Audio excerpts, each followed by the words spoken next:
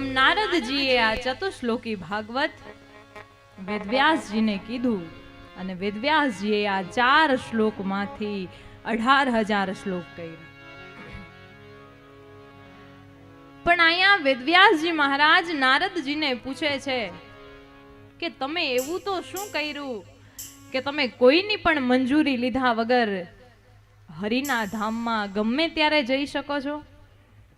એટલે નારદજી એમના પૂર્વજન્મની કથા વેદવ્યાસજીને સંભળાવે છે કે પૂર્વે હું એક દાસી પુત્ર હતો.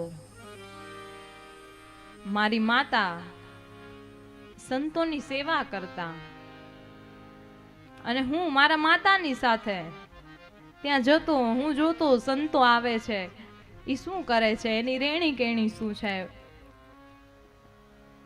પોતે કેવી રીતે ભજન કરે છે, આ બધું હું જોતો. એકવાર નારદજી કહે છે, એકવાર ચતુર્માસમાં બધા સંતો આવે છે, પ્રસાદ ગ્રહણ કરે છે, તેની જૂઠી પત્રાવળી હું ઉપાડું છું. એમનું વધેલું જે પ્રસાદ હતો એ મારે ગ્રહણ કરવો તો એટલા માટે હું એ સંતોને પૂછું છું કે હું આમાંથી પ્રસાદ ગ્રહણ કરું? એટલે સંતો હા પાડે છે. માટે નારદજી આ સંતોની થાળીમાંથી પોતે પ્રસાદ ગ્રહણ કરે છે. આજની આખી કથાનું મૂળ તો એક જ હતું કે સાધુ છે ને એ પરમારથ કરે. એમ જો નારદજીએ આ સાધુની થાળીમાંથી પ્રસાદ ગ્રહણ કર્યો તો આ દેવર્ષિનું પદ મળ્યું.